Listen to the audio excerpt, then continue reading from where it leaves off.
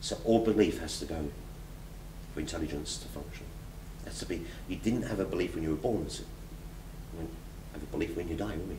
So what's the point of having a belief while you're living? You know, there's no need for it. You don't need it. Yeah. How can we live belief-free? I mean, is that possible? Yeah, because you're always in the I'll find out. I'll find out. Because of intelligence, you don't need to find out that fire burns. You've already found that out, and not through fear. So because you found out fire burns, you don't mess with fire. You know how to light a fire. You know to keep it going. That's it. You've now got, we'll call that intelligence. Let's call that common sense. Your common sense tells you that. There's no fear. There's no belief. So do I believe in God? I don't have a belief about God because I don't know really whether He exists or not exists, depending on my mental concept. So if I've got an image of the man with the beard, well, that's got to go, isn't it? So all image has to leave me before I can even know if there was such a thing as an intelligence. When I listen inside it, I recognise that intelligence. That intelligence lets me know things. Do you ever have, do you ever have occasion where your inner voice or your intelligence is blocked by, let's say, ego thinking, egoic thinking? I mean, does that happen? And the most important thing, it happens from environments and places. I always tell a great story. I was going to do a workshop one day, and someone said, can I meet you and have a chat? We went to this pizza place. And this guy put on, I think it was Deep Purple rock kind of album. And he played it really loud. And what it was, he was the only one on duty, and because no one was there, he put this music on, not that it was recommended by the pizza place.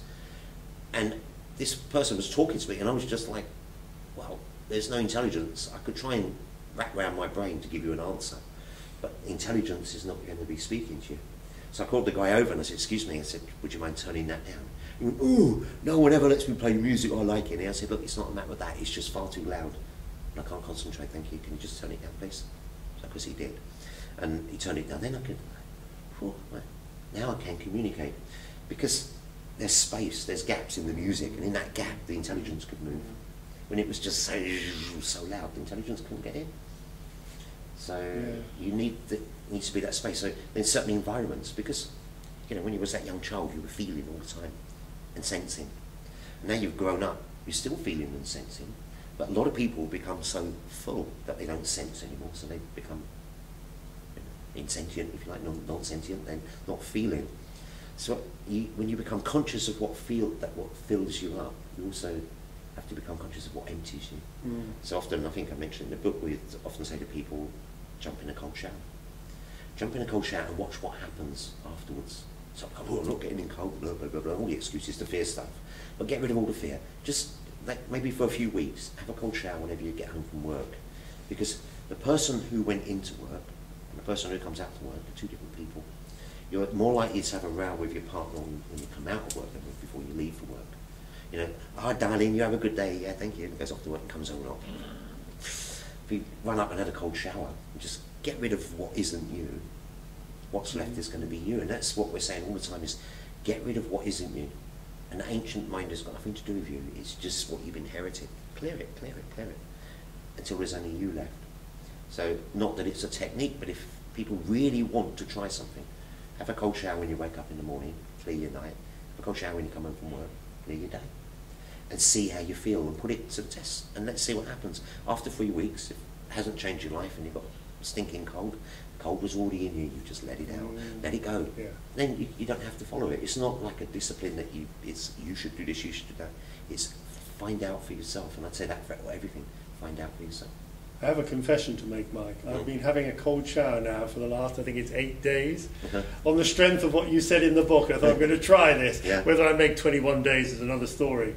But I mean, apart from the initial, I'm doing it, and it's, what I find, I mean, people who know me well will know that I used to run a workshop called the Waterfall Experience, part of which was actually standing under a freezing cold, natural waterfall in the Brecon Beacons.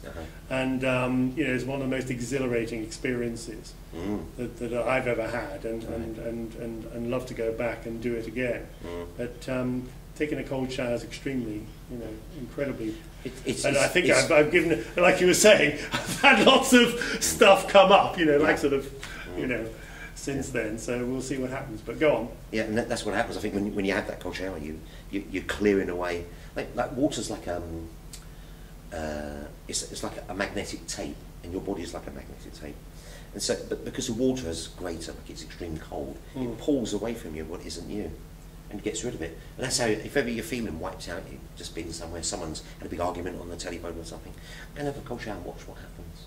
And you'll find your energy recenters itself. Interesting. You know, and if we put it into like a bit of kind of Chinese philosophy, the Chinese would say that cold is extremely yin, female, and water's yin, female. So what you've got is an extreme female. Your body, which is also female, is attracted, because it comes from the earth itself, energy, has attracted this energy towards it, and it's now stuck on you. So when you put this extreme female over this female, it pulls away that energy that's stuck to you, and suddenly you feel like, oh, I can breathe again, I can move. It's emptied out your energy body. It boosts your immune system on a health level, and you know there's a lot of scientific research about how it benefits people who've been in hospital and had certain treatments. That by the ones that will take the cold showers afterwards healed a lot quicker and improved a lot quicker. So there is a lot of evidence for it. Oh, yeah, fantastic. Yeah. On a similar theme, one thing I read in your book, which actually slightly surprised me because of the way the book was going for a long while, and then I came to part of it where you started talking about diet and looking after the home, decluttering and things like that. Yeah. Which I was slightly surprised because, for me personally, and this is not a criticism, just my own observation, it seemed to. It almost seemed to intrude on the theme, if you like. Yeah. But then, obviously, once I'd read it, I could understand where you were coming from. But you also say in the book that it's not, we shouldn't be looking to external teachers. We should be looking to our internal teacher. So, isn't there a sort of a dichotomy there? I mean, is it? Shouldn't we be saying, trust our inner selves, trust our own? Trust our own intelligence in terms of whether we should, eat 75% alkali and 75% acid-producing foods, or even whether we should take cold showers, I suppose. Yeah. How does that reconcile? I think the first thing you said. Have I misunderstood it? No, you haven't. Well, you just said then, shouldn't we trust our intelligence? But like I said, there's 99.9% of people aren't listening to intelligence. Right. So they so might this is like to point something out. This is a stop. This is like a sort of a step on the way. Right. Yeah. Okay. To say, have a look at that. So for example, if with a lot of people, we're talking to them, you might say to them, oh, they'll say, what's really important for my spiritual development? Say, go and clean your bedroom. And yes. they want something cosmic, but what they don't realise is that everything's a reflection of them, isn't it? Yes. So if I'm stuffing things under my bed, then I'm stuffing things in me I don't want to deal with, I don't want to look at. I don't think they're important. But this is what I was saying to you at the beginning. Actually, that's it. That is important. Because that's a part of you, and that's not allowing energy to flow, if you like. Yes. So why don't you clean under your bed? Then when you've done that, then clean your wardrobes and wash your walls down. And people think that's like, oh, it sounds like bloody convent, or it's this. They get angry and say odd things, but they don't realise actually that's profound. Because it's neglect. I'm neglecting this part of me for whatever reason, but I'm neglecting it. So you say, right, okay, when you've done that, now spread out a bit into the house, or your bedsit, or even your one room. Spread out and start sorting everything else out. Because while you're doing that, you're actually changing something psychologically within you, because there's a reason you put that stuff there. There's a reason that you don't deal with it. And what you'll find is if you actually do deal with it, something will happen. Yeah. And it's surprising. I've watched it in hundreds and hundreds of people over the years, and watched what happens when they start clearing things. And they start shifting things, and they don't realise how important it is. You mentioned the word at the beginning when we used the word the cortex. And in New Age philosophy, spiritual philosophy, they talk about the crown chakra. Yeah. And what we understand about the crown chakra is supposedly in the centre of your head, and it's perhaps where intelligence flows into your body. And when you look at the cortex is kind of in the centre of the brain, and you have what they call the frontal cortex and rear cortex, and the rear tends to have a lot to do with memory and things like that. And so what happens is that there seems to be a male and female, or a left and right side of the brain, left and right hemispheres, if you like. And somehow, if you observe your thoughts, and it's amazing watching them, you'll see that your thoughts actually flow across your mind and that they move from the back of you to the front. Oh. So they move from the rear cortex into the frontal cortex. And the best way to do it is to really listen to somebody. That's when it really works. So in the book I use the example of the aeroplane or the elephant story. So if I start talking to you about, before I came here, on one of the side streets there was an elephant. Now immediately I've mentioned the word elephant, your mind, memory, has brought up its elephant stories. It's either brought up, oh I know what he's talking about, because I've seen the picture. That's memory, isn't it? Mm. It may have had its own elephant story that you saw in a circus fair or in Thailand one day or whatever. Yeah. So you've now got your elephant story, and what's happening is I'm talking to you, giving you the elephant, because like attracts like. Your elephant story is coming out of your memory bank to meet my elephant story. Its energy is meeting. Now, if you observe that, you can actually be inside yourself as an observer, watching that process of you bringing your story about the elephant forwards, your elephant story, if you like, about when you was in Thailand and whatever happened. So it's coming forwards and it's formulating. At that point, you stop listening to my elephant. My elephant story is not coming to you anymore, not passing through you. It's got stopped, and your elephant story is in here and it's doing it. Before I finished, or as I finished, suddenly your elephant stories come out and you go blah blah blah blah blah. Because at that point you caught the story, your story, and you held it. Mm. If you watch it, you can actually let your story go. It's quite interesting to watch. What happens is that you see the thought and the memory coming, and it goes, and my story carries on coming, and yours is just gone. And my story's gone through you, and it's disappeared. In that moment, there's an exact sharing. Now, if you want to tell your elephant story, you can recall the worded story from memory and bring it back and say, I had a similar experience in Thailand. Whereas this one was the egotistical clashing story of the elephant. Now you're going to tell me what the memory story was, because you still heard me. And because you heard me, I know that somehow. I'd be willing to listen to you. So I wouldn't try to beat your elephant story. That's not why you're telling me. We'd be in a sharing situation.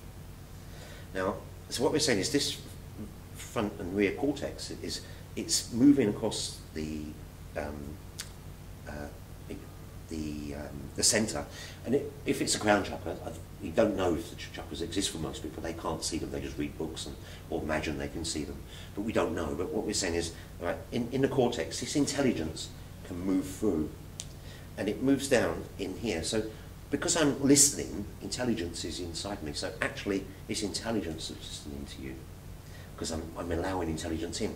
When this story came, as I was grabbing the story, intelligence was trying to get through, and it was getting stopped by my thought process.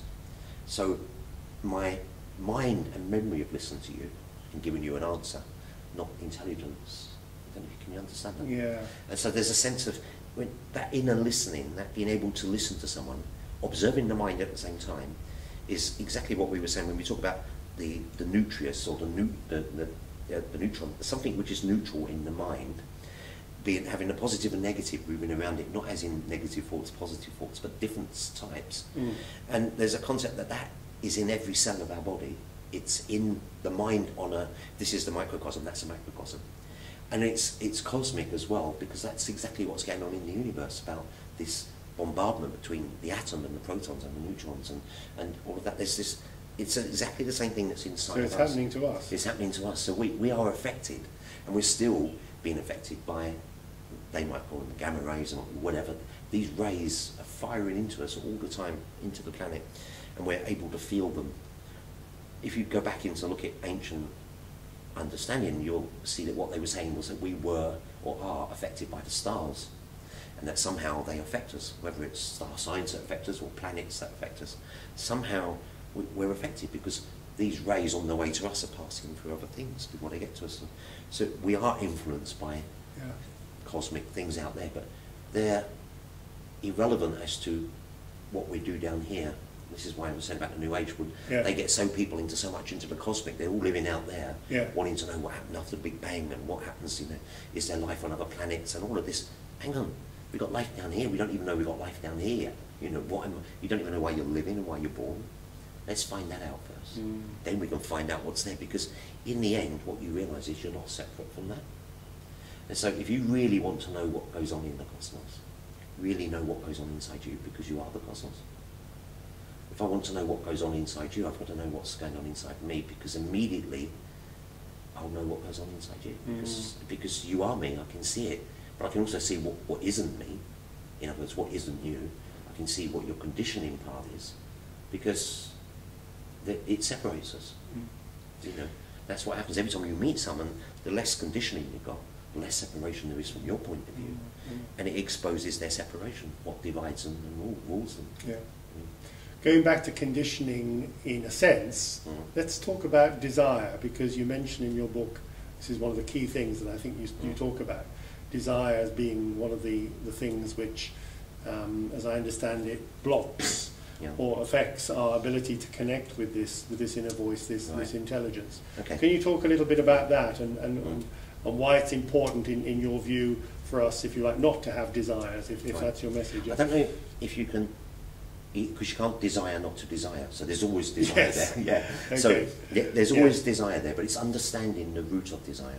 So the two key things to look for is whatever you do in life, can you do it without an attachment to an outcome?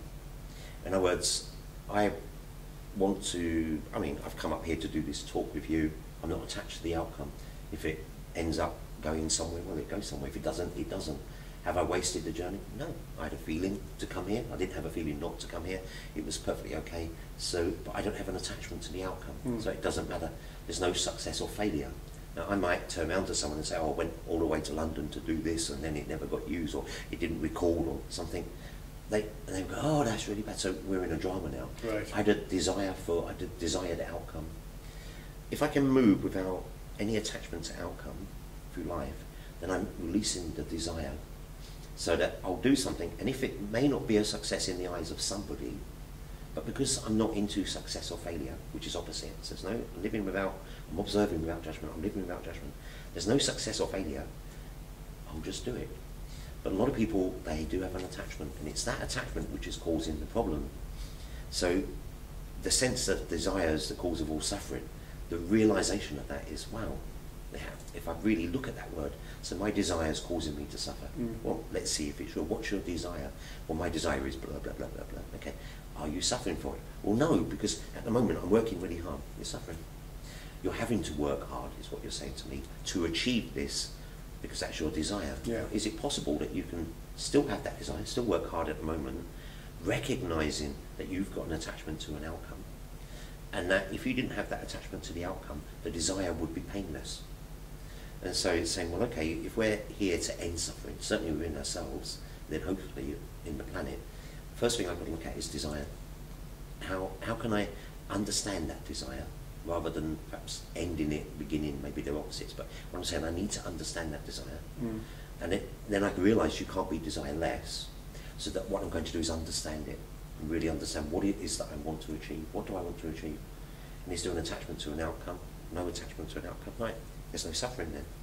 I don't feel upset if I don't get it. I don't get let down. I don't feel embarrassed. So there's nothing. Yeah. So it's I think the key is the non-attachment. Yeah. Okay. To the outcome, which frees you then, so you can have a desire. Right. Okay. You had a desire to interview me. Right. You've had that desire. If I didn't turn up, and you could have gone, okay, and turn up. Not meant. That's not meant to be. Yeah. Maybe might be the word. Yeah. We don't know, but he didn't turn up. Something happened. That's the end of the story. Yeah. And I think it's that when you live without that attachment, there's freedom. You also talk in the little extract of yours in The Light about surrender. Now, again, a lot of spiritual teachers talk about surrender. Can you give us your take on that, and how does it relate to desire? I mean, if we surrender, does that mean we don't have desires in that sense? I know we do, but yeah, you know, for the purposes of extrapolating the two. Right. Okay. I can see what you're saying. That there's the conditioned desires, if you like, and then there might be an intelligent desire that without the attachment. And when you surrender, that's the letting go. That's when you let go of the ego. The ego doesn't seek anything. Yeah. And when I use the word let go of the ego, it's a tough one because the new age is full of ego this and ego that. How do I let go of it? Well, you put it in a balloon and nothing goes. You know, we don't know how to let go of it. What we're saying is recognise that the conditioned you, which is the egoic mind, we'll call it not the ego. The egoic mind is the conditioned ancient mind, and that's controlling you, whether you like it or not. That's controlling you. When you can see that, so right, okay, I'm being controlled and conditioned by ancient mind. I'm going to break free from that. I'm going to transform myself from this conditioned self into this unconditioned, where I find out for myself that when you start to do that, you're open to that flow of intelligence, and that means there's a surrender. So the egoic Mike might look at this and say, well, you know, I paid for my train fare to come up here, it's going to cost me my meal, it's going to cost me this, I could have sat at home watching Coronation Street, all this has happened. Yeah. That's the egoic. Intelligent Mike, his intelligence says, well, it's all happening, the doors are opened, go through the door, see where it goes. Yeah. Okay, that's what I do. Did it cost me? I don't know. The money was there, so it didn't cost me anything. It all flowed somehow, all the flow came together, the intelligence took it there. So intelligence brought me here today, so intelligence will hopefully tell me when it's time to go, and I'll just leave. Beautiful, yeah, what a great example. And so you're in the flow of intelligence. And that flow of intelligence means, well, I'm open. I'm open, and if people want to put it in a new age way, I'm open in service. Right, okay. So if I have a feeling to be somewhere, I'll just be there, and I'm not going to question it. I'm not going to get upset about it. That's my feeling, I've just got to go. And if the ego kicks in and says, what about this, what about that, then you just observe. Yeah, and you don't, got it. And not attached to it. Yeah. So I always remember one time, I had one of my brothers who was in the children's home with me after we left childcare. I hadn't seen him for 20 odd years, and I met him one day. Actually, he wanted to meet me in a pub in London, which just worked out well because of his kind of upbringing, the way he got through life after he got out of childcare. Yeah. And when I met him, we sort of met and chatted and all that, and then I went off and got in a taxi. And the second I got in the taxi, for some reason I thought, I'm meant to be in this taxi. And then I obviously started talking to the guy, and the guy was like, he wanted to die, about to die. He'd had enough, couldn't cope. And somehow just knowing what to say in that moment twisted his life around, and it altered it. And I'm telling the story not because it's egotistical or anything like that, there's no ego involved. It's just that coincidence, because when I was with my brother, I got to this point and said, I've really got to go now. And I said, I have to leave, and so, you know, said our goodbyes, and it was like, boom, there was that taxi.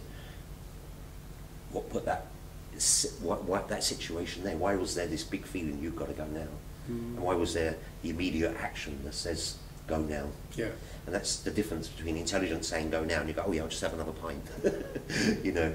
And I didn't leave now. And the ego kicking in. The ego kicked in. That's the ego that said, I'll have another pint. I'll leave later. Without the ego, it's just pure action. Yeah, beautiful. Mike, you've been, I think, around, or at least in this business, can I call it that, just for the example, for about 35 years, is it now? Something like that? Something like that, yeah. Yeah. Tell us about the joy. Tell us about the passion. Tell us about what this has done for Mike. You know, yeah. It's a tricky without one. being egoic. Yeah, it's a tricky one, because I think that being often from a very young age seeing suffering and what caused suffering, right? Then wondering why people got caught in suffering, and what on earth are you doing that for, and why on earth are you doing that, that kind of thing. And then realising that I was actually doing that, and I was doing the same stupid things, and I was making mistakes. But then I realised they weren't mistakes. I had to go through them to understand them, and by going through all those and coming out the other side, something changed. And recognised, right, okay, I've been through childcare, I've been through abuse, I've been through some really stupid things, I've totally listened to intelligence and gone complete into rebellion, and lost it completely, and then come all the way back again. So I know how to do it. And I realised what I did that was stupid. I realised when I stopped listening. I realised that was just, you know, my crazy mind, my stupid mind. So that then on understanding that way, and then starting to work with people at first, and if you like, trying to get them to see it, the light, and recognising that they weren't letting go of their conditioning to do that. They would just give me more, give me more, give me more, and thought, well, in the end, no, that's not working. So what if you stop giving, and what if you take apart what's there? You find you get less people listening to you, because they don't like that. They always want something. They want to have something taken away. What you're giving them is something more than they can ever imagine. But most of what you give is in the silence. It's in the silence.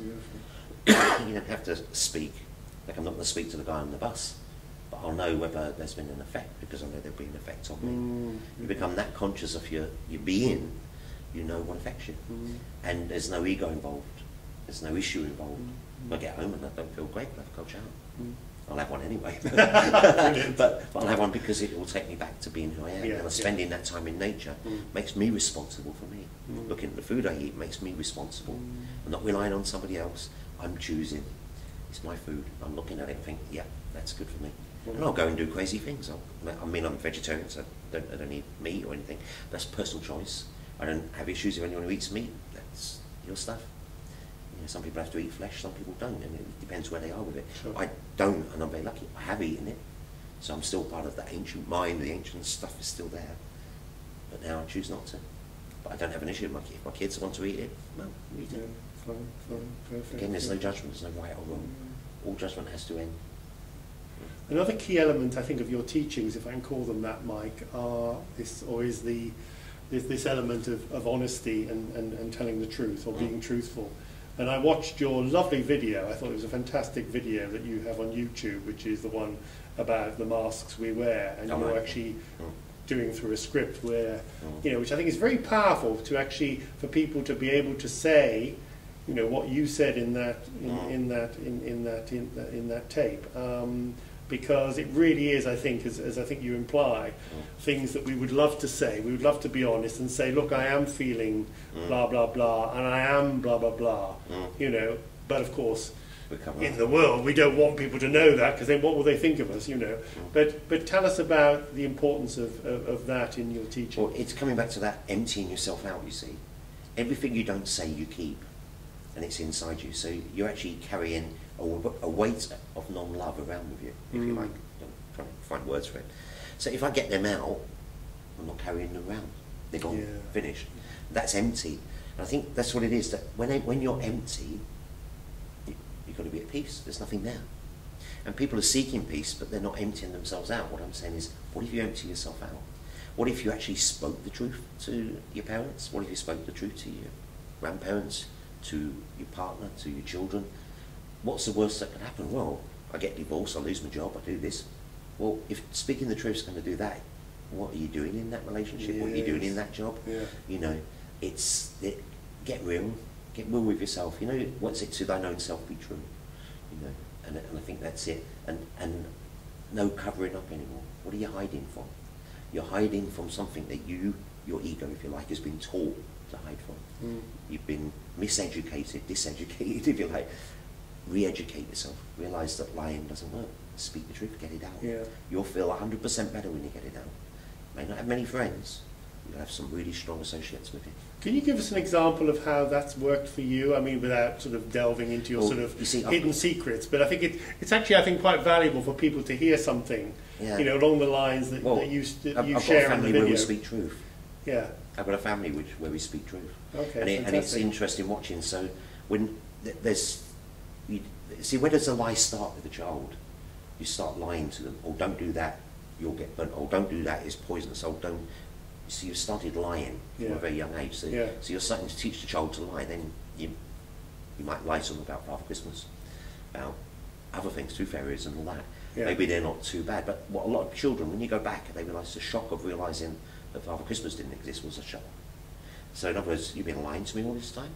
So it goes to trust, which is another of your big things, right? Yeah, it's about this trust that you built up. Yeah. So there's a sense, well, yes, they can know that there's Father Christmas, but it's not got to be something that there's only Father Christmas. In other words, yes, there's Father Christmas, but you know, we get you the presents. It's another, you still got the joy of it, if you like, but you haven't got the lie. You know, and so it's not having the lie, but it's keeping the magic there.